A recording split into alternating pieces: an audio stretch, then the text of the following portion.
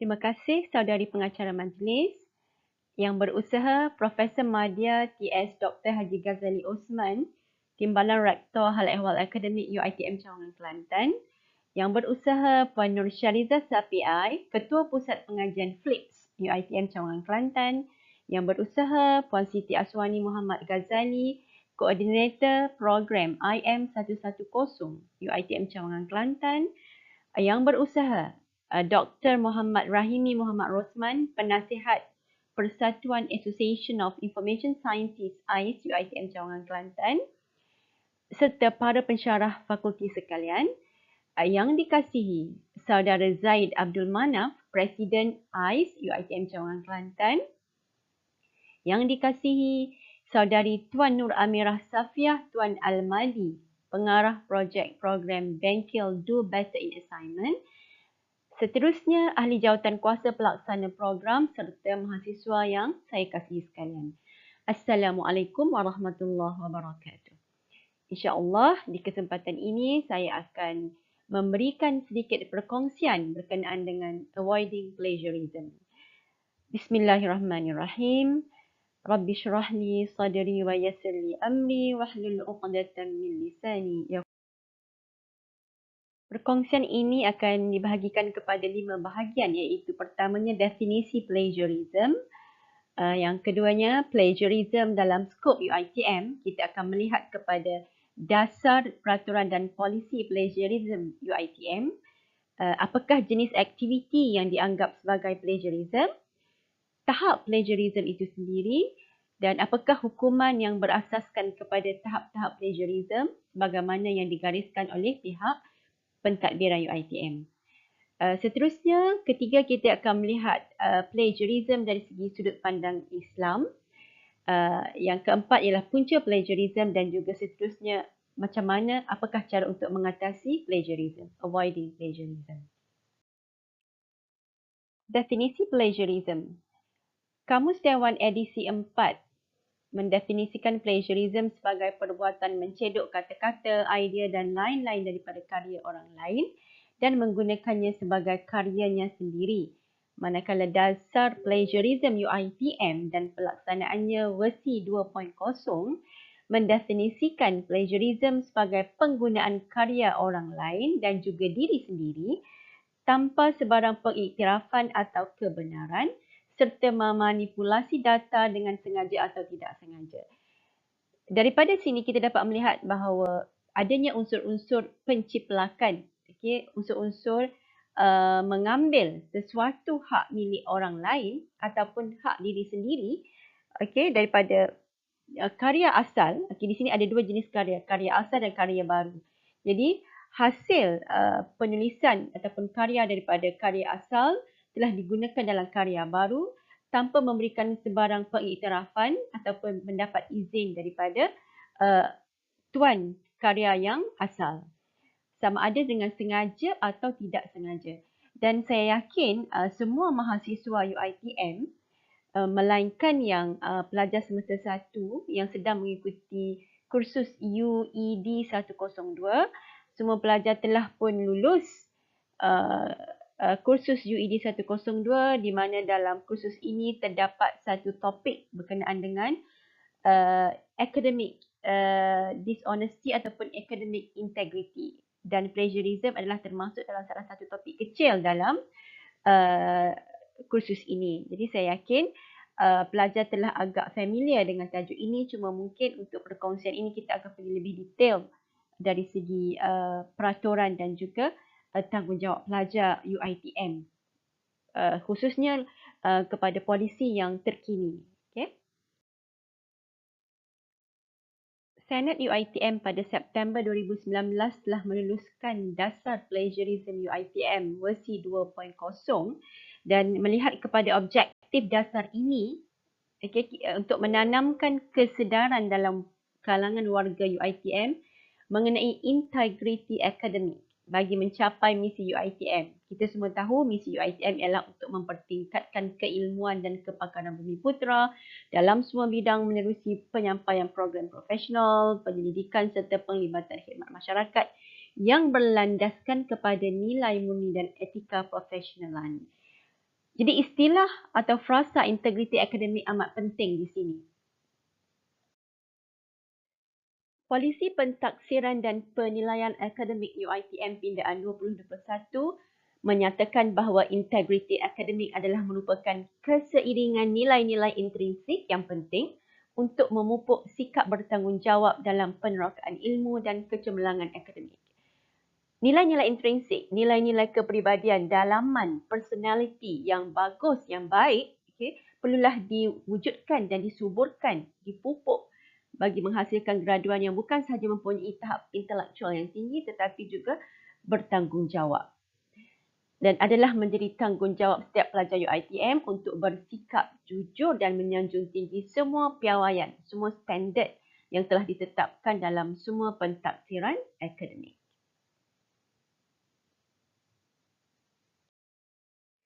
Polisi ini juga telah menggariskan 5 salah laku akademik yang sepatutnya dijauhi oleh semua pelajar UiTM, iaitu meniru, plagiat, fabrikasi, penipuan dan juga memberi maklumat palsu.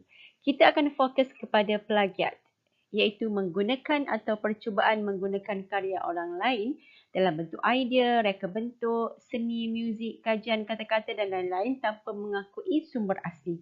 Menggunakan atau membeli bahan yang telah disediakan oleh perseorangan atau agensi untuk melakukan sebarang tingkah laku yang wajar dianggap sebagai plagiat.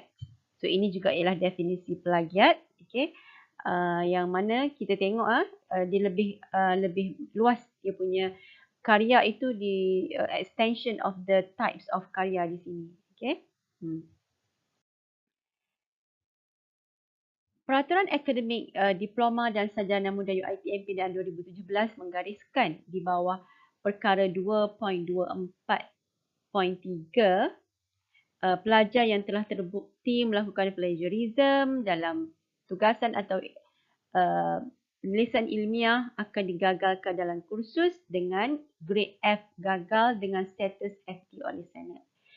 Jadi segalanya telah jelas termaktub dalam peraturan dan juga polisi bahawa setiap pelajar hendaklah mengamalkan integriti akademik dengan menjauhkan amalan plagiarism. Ini juga dua dokumen yang penting untuk panduan sebagai panduan kepada pelajar dan juga pensyarah UiTM. Untuk student, UiTM telah menerbitkan Avoiding Plagiarism, A Guide for Students, manakala untuk pensyarah, Understanding Plagiarism, A Guide for Lecturers. Ini adalah bahan rujukan utama dan saya harap pelajar boleh mengambil sedikit masa, begitu juga dengan para pensyarah untuk kita buat semakan balik, revision balik sekiranya pernah diberitahu tentang perkara ini sebelum ini, supaya dengan adanya bermulanya semester baru ini, kita akan merasa lebih bersemangat untuk menjadikan diri kita lebih beretika dan berintegriti. InsyaAllah. Okey, jenis plagiarism dalam UiTM dibahagikan kepada 7 perbuatan ataupun tindakan atau aktiviti yang dikatakan sebagai plagiarism. Yang pertama ialah meniru, menyalin dan menyerahkan kerja atau tugasan orang lain tanpa penghargaan atau menyatakan sumbernya. Ini kita memang kira kita curilah hasil kerja orang lain, lepas tu jadikan sebagai seolah-olah itu hasil kerja kita tanpa meletakkan sumber asal dalam bentuk reference, list ataupun citation. Yang kedua, mengungkapkan semula ayat, perenggan atau terma yang maknanya sama tanpa memberi penghargaan atau menyatakan sumbernya. Yang kedua ini ialah bila kita melakukan parafrasa ataupun kita buat paraphrase. Kita ambil point dia, maksud dia, dan kita gunakan ayat kita, untuk tetapi mengandungi maksud yang sama dengan maksud penulis asal, tanpa kita memberikan pengiktirafan kepada penulis yang original, yang asal. Yang ketiga, menterjemah kerja orang lain dan diri sendiri tanpa memberi pengiktirafan dan penghargaan. Okey, ini berkaitan dengan translation. Bila kita menterjemahkan daripada karya daripada satu bahasa ke bahasa yang lain, kita mesti sebutkan dalam hasil karya itu, okey, ini ialah hasil asalnya daripada mana, hasil kerja siapa. Yang keempat, mengemukakan sesuatu kerja penghasilan orang lain yang kemudiannya diperakui sebagai miliknya sendiri. Contoh, pelajar meminta orang lain menulis analisis ataupun menjalankan projek yang sepatutnya dilaksanakan oleh mereka. Yang ini kita upah orang lah. Okey, upah kawan-kawan tolong buat contohnya. Jadi saya ada satu kes beberapa tahun lepas di mana dua kumpulan pelajar dalam group assignment, mereka satu kumpulan plagiarize group assignment kumpulan yang pertama, dan ditakdirkan pula cover assignment tu pun sebiji sama. Agaknya Allah bagi idea untuk diorang ni, kumpulan yang kedua tu tiba-tiba terbeli cover yang sama. Dah lah isi kandungan itu about 90% sama, cover pun sama. Jadi bila saya baca, saya panggil kedua-dua kumpulan. Kumpulan pertama, 3 orang ahli. 2 orang ahli kata mereka tak tahu pun tentang hal tersebut, manakala ahli yang seorang tu dia kata betul, madam, ada ahli daripada kumpulan yang kedua pinjam untuk melihat assignment mereka, tapi dia tak sangka sampai begitu sekali mereka plagiat assignment kumpulan mereka itu untuk seterusnya mereka hantar sebagai assignment kumpulan mereka. Memang 90% sebiji sama, melainkan di bahagian akhir lebih kurang dalam conclusion ke apa yang mereka ubah sedikit susunan ayat. Jadi tolong kita jangan buat perkara yang tidak profesional dan juga menunjukkan tidak adanya inisiatif untuk kita mencari ilmu yang diberkati. Okey. Dan sambungan jenis plagiarism. Yang kelima ialah menyerahkan semula tugasan sendiri yang telah dinilai atau diterbitkan tanpa membuat penghargaan sewajarnya atau mendapatkan kebenaran. Ini ialah plagiat kendiri. Contohnya kita telah pun menerbitkan artikel dalam satu jurnal atau dan selepas itu kita hantar artikel yang sama kepada jurnal yang lain. Itu kita kena bagi tahu. Okey, kita tak boleh hantar kepada satu penerbitan yang lain dan kita hantar exactly the same penulisan. Contohnya tugasan projek diserahkan untuk kursus lain dan tesis yang ditulis diserahkan kepada universiti lain. Yang keenam, pemalsuan sumbangan individu dalam kalangan ahli yang berkolaborasi dalam projek berkumpulan. Contohnya memasukkan nama ahli yang tidak terlibat dalam penghasilan penulisan ilmiah.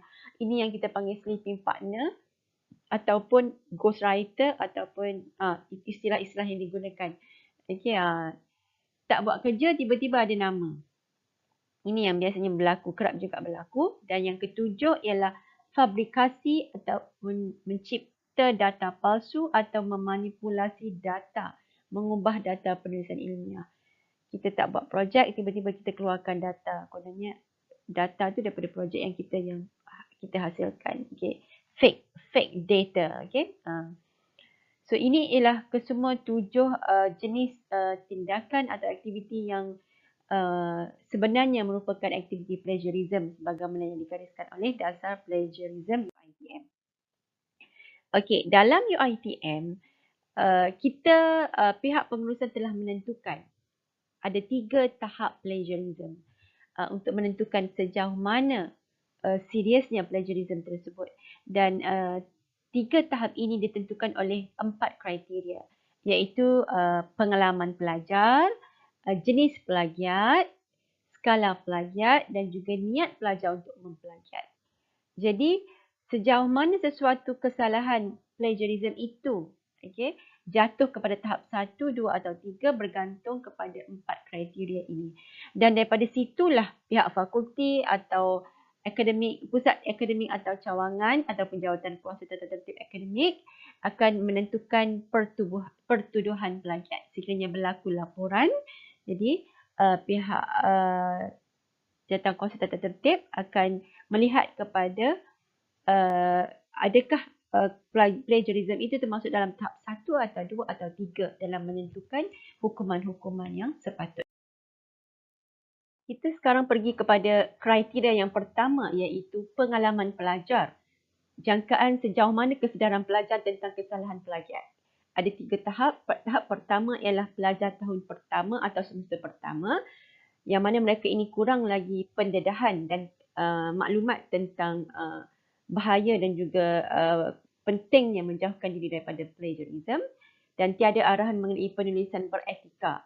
Mereka juga mungkin belum mahir lagi dalam menghasilkan penulisan akademik yang beretika. Manakala tahap kedua, ini ialah bagi pelajar yang telah menamatkan semester pertama tetapi belum berada di tahun akhir program. Pelajar yang telah menerima maklumat mengenai plagiat dan juga kategori pelajar pasca siswazah yang masih dalam proses menulis tesis.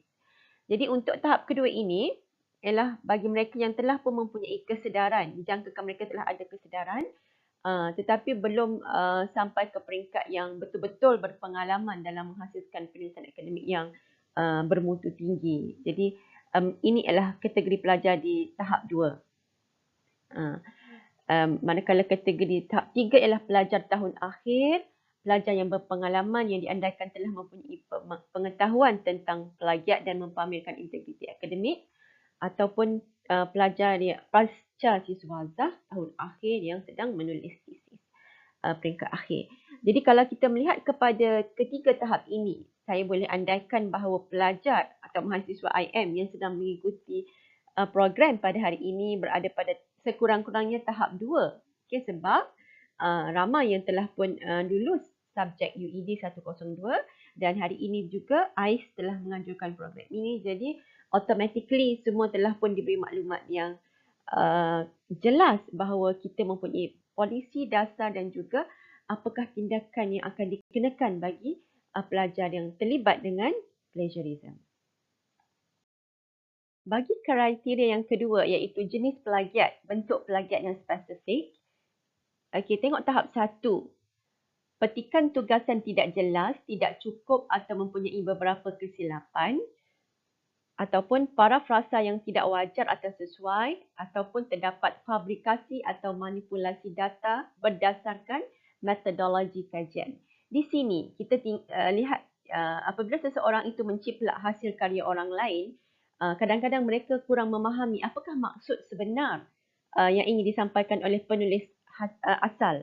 Jadi bila mereka tiru idea tersebut, kadang-kadang maklumat tu tidak jelas. Apakah sebenarnya yang ingin disampaikan oleh penulis asal itu sebenarnya tidak betul-betul difahami oleh penciplak tersebut. Itu yang jadi macam tu. Jadi ayat pun macam bila orang baca kurang faham. Apa sebenarnya maksud yang dia nak bagi tahu ni. Tahap kedua, kegagalan menyertakan rujukan dan atau membuat petikan yang mencukupi, meniru, menyalin sebahagian tugasan pelajar atau individu lain, ketidaktepatan tanda sumbangan terhadap kerja berkumpulan, meniru dari laman web, buku atau lain-lain penerbitan, menyerahkan semula keseluruhan atau sebahagian dari tugasan yang pernah diserahkan, atau fabrikasi atau manipulasi data tanpa berdasarkan metodologi atau hasilan kajian.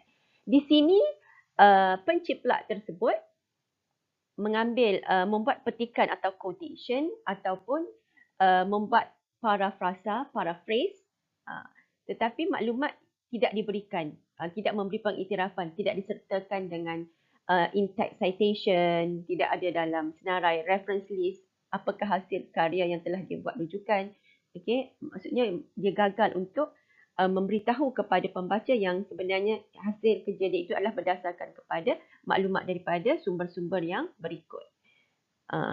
Kalau dilihat kepada kriteria yang keempat, menyerahkan semula keseluruhan atau sebahagian dari tugas yang pernah diserahkan. Contohnya pelajar pernah membuat tugasan tersebut pada masa pengajian peringkat diploma.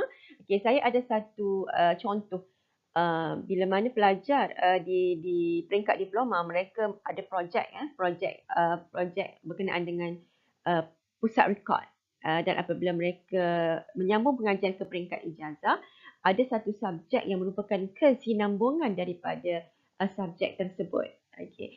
Requirement dalam assessment ataupun assignment tersebut adalah lebih kurang sama, tetapi sebenarnya maklumat yang diperlukan adalah lebih detail dan lebih luas skopnya.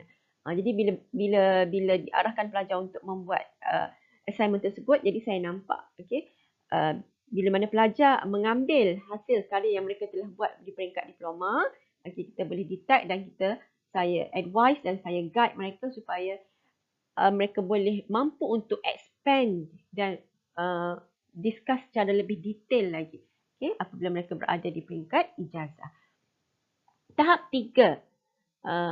Rujukan atau petikan yang direka-reka, data yang direka atau diubah suai atau dipinda, tugasan yang ditiru keseluruhannya sama ada dari sumber lain atau daripada pelajar lain, mengupah orang lain untuk melaksanakan tugasan penulisan bagi kepentingan diri sendiri, atau fabrikasi atau manipulasi data secara sepenuhnya bagi mencapai sesuatu objektif kajian. Tahap 3 ni tahap reka, tahap mencipta benda yang tidak ada. Ini tahap yang paling tinggi. Mereka reka data, mereka wujudkan petikan atau ayat-ayat yang kononnya dibuat oleh dihasilkan oleh orang lain, tetapi sebenarnya itu sebenarnya bukanlah yang sebenarnya. Ataupun mereka mengupah orang lain, bayar kawan-kawan ataupun sesiapa untuk tolong buat tugasan bagi pihak mereka. Plagiat. Kriteria ketiga ialah seterusnya skala plagiat. Sejauh mana, to what extent you do the plagiarism. So untuk tahap 1, beberapa ayat, satu perenggan dan juga sedikit grafik. Sikit je, yang ini maknanya tahap dia sikit je lah, dia ambil beberapa ayat sahaja. Ataupun beberapa elemen dari sumber komputer, kod atau image, ataupun beberapa data atau keputusan kajian. Means dia ambil sedikit sahaja. Itu tahap 1. Tahap 2, 2 atau 3 perenggan atau satu segmen dari tugasan atau segmen dari kod sumber komputer, segmen mengenai data. Yang ini lebih sikit daripada tahap 1 tadi. Tahap 3 ni lebih dari 10% hasil tugasan ditiru daripada satu sumber. 10% daripada assignment dia tu, tugasan dia tu ialah yang diambil daripada sumber lain. Ataupun sebahagian besar section yang mengandungi data telah diambil daripada sumber yang lain. Kesemua ni adalah tanpa memberi pengiktirafan kepada penulis yang asal. Dan last sekali ialah niat pelajar. Yang terakhirnya ialah niat pelajar. Adakah mereka mempunyai niat untuk menipu sebenarnya? Untuk memperdaya pembaca bahawa itu sebenarnya ialah hasil kerja mereka. Tahap 1, plagiat dilihat tanpa niat atau disebabkan oleh kurang pengetahuan, tiada niat untuk menipu atau diragui. Yang ini sebenarnya berdasarkan kepada penelitian pensyarah. Pensyarah akan tengok berdasarkan kepada kriteria pelajar juga. Pelajar ni pelajar baru dan juga mungkin tidak pernah didedahkan dengan ilmu-ilmu tentang penulisan yang beretika. Tahap 2, plagiat dilihat dengan niat atau disebabkan oleh kecuaian. Ada niat untuk menipu namun tiada bukti yang jelas. Penglibatan 2 atau lebih pelajar atau staf. Di sini pensyarah melihat bahawa pelajar mempunyai niat. Sebab contohnya peringatan telah diberi di dalam kelas, di awal semester tentang pentingnya untuk tidak copy paste atau plagiarize untuk menghasilkan assignment yang ditugaskan. Jadi apabila dan mungkin salah satu lagi cara ialah pensyarah telah pun tegur, memberi nasihat supaya tukar, ubah, tetapi kemungkinan tidak dilakukan perubahan sebagaimana yang dinasihatkan oleh pensyarah. Dan apabila dia melibatkan 2 atau lebih pelajar atau staf. Maksudnya terutamanya kerja berkumpulan. Sebab kita kata mereka ini mempunyai niat. Sebab bila salah seorang itu mungkin tidak berniat ataupun tidak sedar bahawa itu ialah plagiarism, bila ada seorang lagi, takkanlah dua-dua tak sedar. Kita katakan macam sepatutnya kesedaran tu bila dah ramai tu akan ada yang aware pasal plagiarism issue ini. Tahap 3, plagiat kelihatan disengajakan dan dirancang. Dah tahu dan telah pun diberi arahan dan telah pun diberi peluang untuk baiki. Ada pelajar yang kita bagi tahu, pensyarah bagi tahu, ambil balik hasil tugasan you ni, ubah dan hantar balik kepada saya. Dan bila hantar balik tengok-tengok sama sahaja. Tugas maksudnya tak ada apa-apa pembetulan dibuat. So memang sengaja melanggar arahan yang jelas. Okey, ada niat untuk menipu. Okey, dan boleh disokong mungkin pensyarah boleh tunjukkan. Ini ialah draft yang saya dah catatkan apa pembetulan yang perlu dibuat. Okay. Dan ini hasil kerja yang terkini sama sahaja. Okey.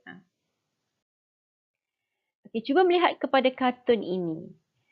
Okay. Well, my cartoon on plagiarism is done. Hopefully nobody will see it is from the internet. So agak-agaknya adakah penulis ini melakukan plagiarism, dan kalaulah dia melakukan plagiarism, adakah dia berniat, have intention to do that? Okay, cuba fikir-fikirkan ya. Okay, tadi kita telah melihat 3 tahap plagiarism yang digariskan oleh dasar UiTM. Sekarang ini ialah tentang hukuman. Hukuman bagi tahap 1, tahap 2 dan tahap 3. Untuk tahap 1, pensyarah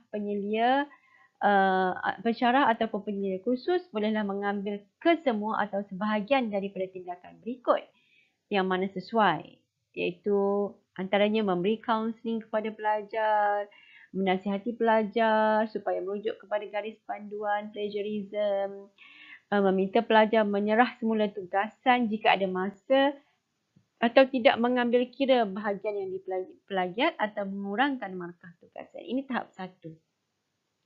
Tahap 2, KPP hendaklah menasihati pensyarah untuk mengambil kesemua atau sebahagian dari tindakan berikut yang mana sesuai, iaitu menasihati pelajar mengenai kesalahan plagiat, meminta pelajar menyerahkan semula tugasan jika ada masa, menolak sama sekali tugasan pelajar dengan markah kosong dan mengeluarkan amaran bertulis serta mengeluarkan nota amaran bertulis kepada penyelia yang gagal melaksanakan tanggungjawab atau semakan plagiarism. Jadi kita tengok tahap 1 dilaksanakan oleh pensyarah ataupun penyelia, supervisor, manakala tahap 2 dilaksanakan oleh KPP. Dan tahap 3 dilaksanakan oleh jawatan kuasa tata tertib fakulti ataupun kampus.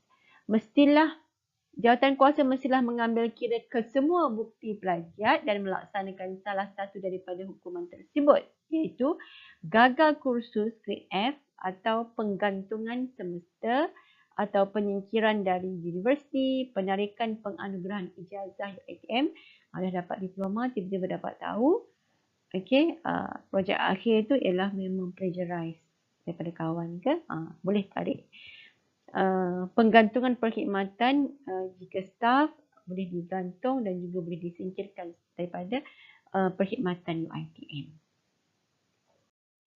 Seterusnya, ini adalah beberapa kajian ataupun research yang telah dijalankan mengenai plagiarism. Research yang dijalankan oleh Nabi pada tahun dan lain-lain pada tahun 2020 mendapati dasar plagiarism universiti yang jelas dan disampaikan kepada mahasiswa secara efektif memainkan peranan penting untuk mengurangkan pelakuan ketidakjujuran akademik dalam kalangan pelajar. Jadi mahasiswa perlu diberitahu tentang dasar plagiarism universiti, dan mahasiswa juga perlu diberikan ilmu dan latihan kemahiran dalam mengenal pasti tingkah laku plagiarism dan seterusnya menghindarkan diri daripada terjebak dengan perlakuan-perlakuan berkenaan. So they have to be given the training. Fakulti kita AIS, syabas kerana you all telah mengambil langkah yang proaktif dengan memberikan pendedahan yang lebih jelas kepada pelajar tentang plagiarism. Kajian yang kedua oleh Ummu Syafrawah Hasnan 2018 di kalangan pelajar UiTM Seremban 3 mendapati plagiarism di kalangan mahasiswa berpunca daripada beberapa faktor, antaranya kurang kepekaan dan pengetahuan tentang jenis aktiviti yang dikira sebagai plagiarism, sikap pelajar iaitu malas, tidak takut dihukum kerana plagiarism, fearlessness, tak kisah. Okay. Pengurusan masa yang kurang cekap, kawalan diri yang rendah, tak boleh nak kontrol diri. Kalau dah main telefon, main game tu lama-lama, jadi dia dah, bila macam tu dia dah kurang masa untuk fokus kepada pelajaran. Dan kurang kemahiran penulisan dan membuat citasi. Tidak tahu cara yang betul untuk membuat citation dan juga penulisan yang efektif. Seterusnya, tekanan. Takut kepada kegagalan kursus, depres, risau. Okay? Dan juga kerisauan untuk mengekalkan grade sedia ada. Ada dua jenis kategori pelajar. Kalau yang rendah, takut gagal. Kalau yang tinggi pun risau nak kekalkan grade ni. Okay? Jadi nak buat assignment, nak buat yang terbaik. Ataupun tekanan masa yang singkat dengan jumlah tugasan yang banyak. Seterusnya, kajian yang ketiga oleh Nur Hafizah di UKM tahun 2019. Ini menunjukkan tentang perspektif mahasiswa tentang apakah yang dikatakan plagiarism. Contohnya, ambil idea tanpa rujukan yang tepat adalah plagiarism. Ramai yang setuju, ya betul. Tidak membuat rujukan dengan betul adalah kesalahan yang dikecualikan. 61% mengatakan tidak setuju. Maksudnya perlu buat rujukan yang betul lah, barulah tidak jadi satu kesalahan. And then yang ketiga, mengambil bahan dari internet tidak memerlukan rujukan. Tidak, 72% tidak setuju. Jadi mereka tahu bahawa apabila mengambil bahan daripada internet memerlukan kepada rujukan juga. Seterusnya, pengiktirafan perlu diberikan kepada pengarang asal. Yes. Yang ini 89% setuju. Ada juga yang tidak setuju. Maksudnya tidak alert lagi. Dan seterusnya, yang ini agak balance antara yang setuju dengan tidak setuju. Tidak buat rujukan bagi gambar, graf, angka dan carta adalah kesalahan kecil. Okay. Yang ini balance antara yang setuju dan tidak setuju. Mereka mengatakan, ada yang mengatakan ini adalah plagiarism, ada yang mengatakan bahawa ini adalah bukan amount to plagiarism. Ini adalah contoh students work di mana mereka melakukan plagiarism. Kalau tengok kepada students work, okay, tengok ayat antara students work dengan original work. Kita tengok di sini pelajar memang copy paste direct daripada original work. Actually pelajar ni dia copy paste daripada dua artikel. Artikel kedua tu saya tak letak di sini. Tapi kalau tengok daripada artikel pertama ni, okay, tengok ayat mula-mula dia kata, okay, the problem with regards to plagiarism, the problem should be addressed at primary and secondary level.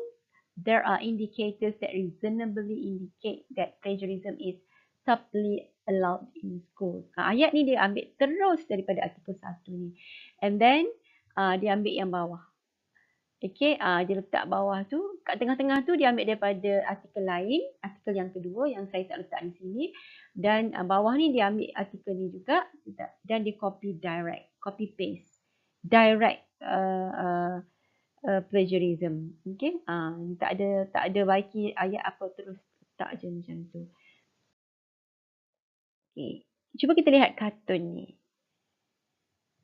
Okay. Apa sebenarnya yang nak disampaikan di sini? Okay. Plagiarism is stealing, plain and simple. Okay.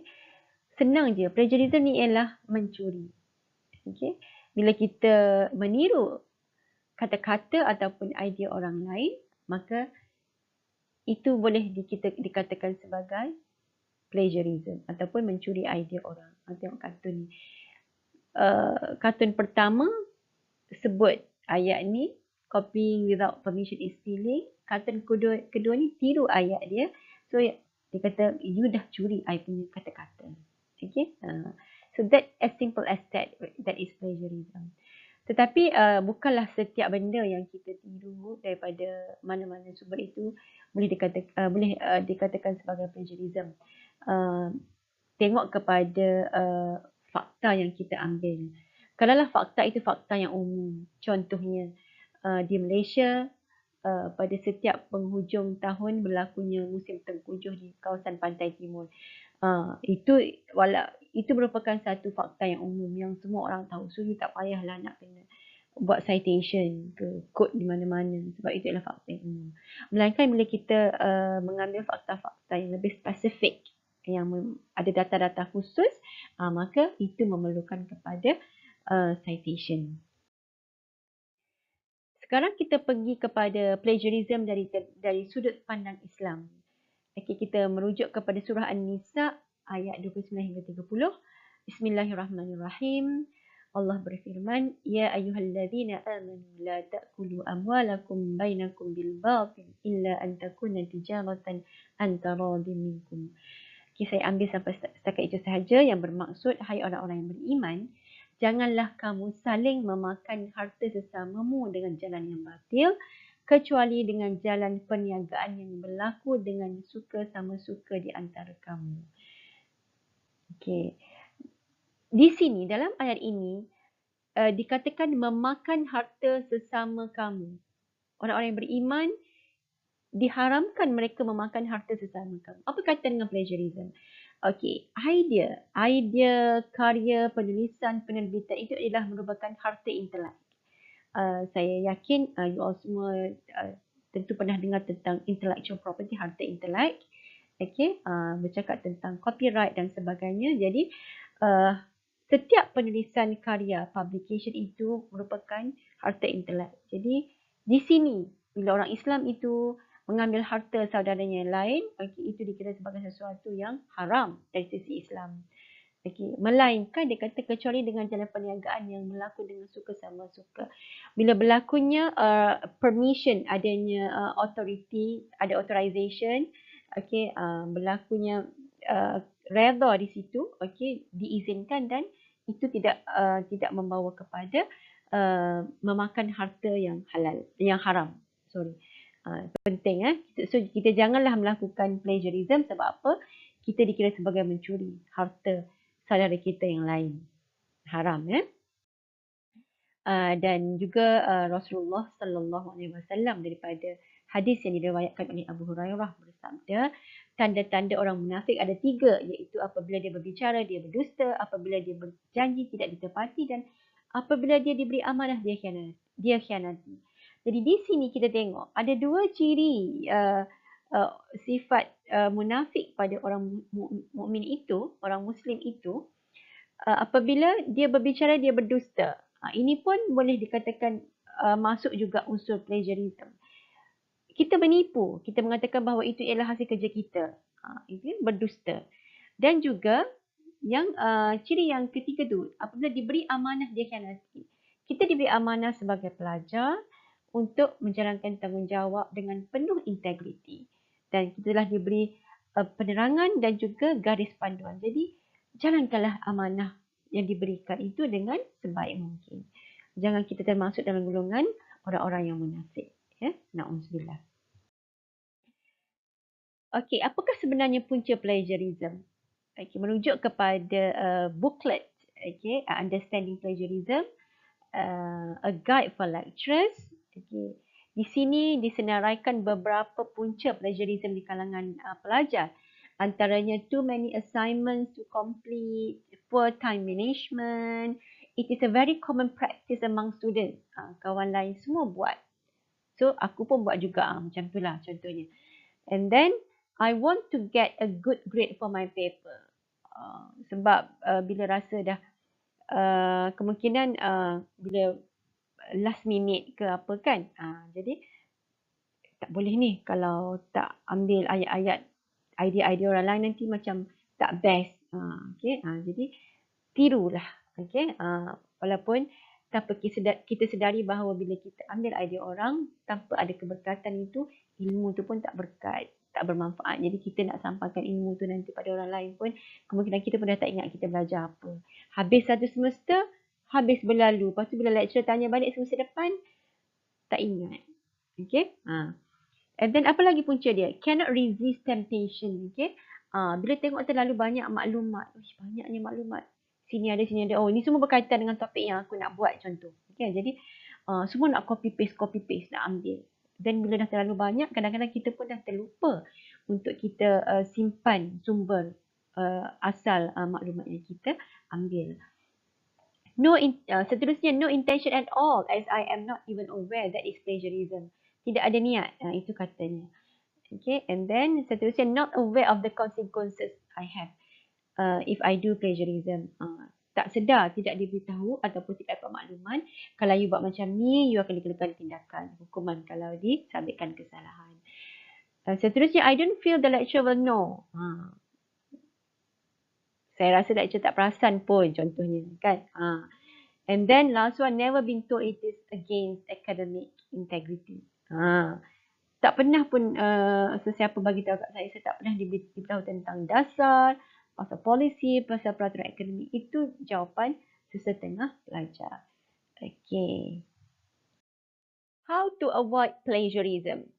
Okay, di sini pihak pengurusan UiTM telah mencadangkan 4 cara yang utama yang boleh digunakan untuk avoid plagiarism dalam kalangan warga UiTM. Yang pertama ialah educate students in a proper academic writing. Pelajar perlu diberi pendedahan, diberi latihan dan didikan cara untuk penulisan akademik yang berkualiti. Jadi alhamdulillah hari ini sekejap lagi pensyarah seterusnya akan berkongsi maklumat tentang macam mana untuk menghasilkan penulisan akademik yang berkualiti tinggi dan mengelakkan plagiarism. Yang kedua ialah deter plagiarism in term of attitude and assessment. Cegah, prevent plagiarism dengan cara menanam sikap yang bertanggungjawab di kalangan pelajar in term of attitude, okay? Dan juga assessment dari segi penilaian yang diberikan oleh pensyarah juga hendaklah memberikan garis panduan arahan yang mana jelas untuk pelajar ikuti dan juga pelaksanaannya itu boleh mengelakkan berlakunya plagiarism dalam penghasilan tugasan ilmiah. Yang ketiga, detect plagiarism use of software. Aktiviti plagiarism itu perlulah dikenal pasti. Perlulah dipastikan pelajar-pelajar, sekiranya ada pelajar yang melakukan plagiarism, mereka hendaklah tahu yang yang ini tak boleh. Sebab apa? Sebab daripada penggunaan software, Turnitin dan sebagainya, kita tahu kita telah menciplak banyak peratus daripada karya yang asal. Yang seterusnya, yang keempat ialah sanctions for plagiarism, penalties. Perlu ada hukuman sekiranya telah disabitkan seseorang pelajar terlibat dengan plagiarism. Perlunya ada sesuatu tindakan penalti dikenakan supaya nanti dia boleh mencegah juga orang lain untuk sama-sama terlibat dalam aktiviti plagiarism.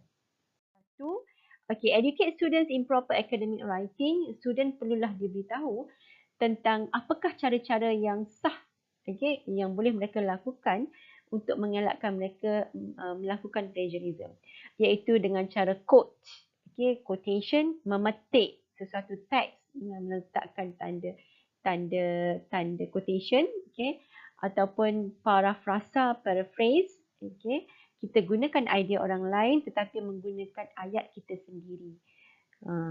Kita ubah suai ayat. Yang ketiga ialah kita do a summary. Kita pendekkan karya asal. Kita ambil isi kandungan utama dan kita pendekkan karya asal.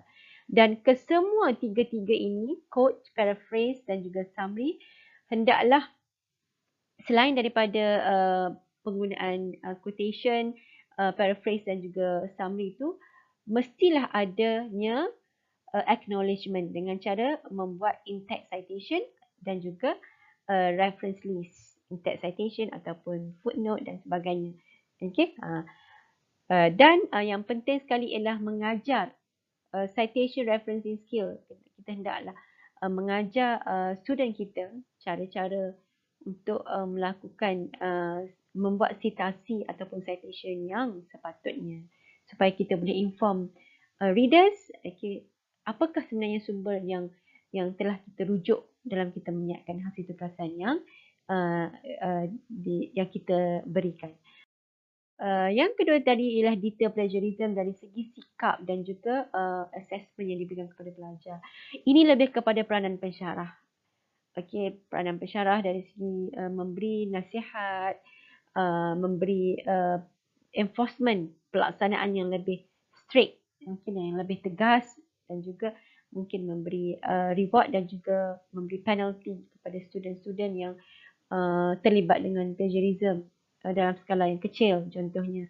Uh, dan juga pensyarah mestilah sentiasa communicate the importance of and the need for observing plagiarism policies. Kena sentiasa ingatkan pelajar.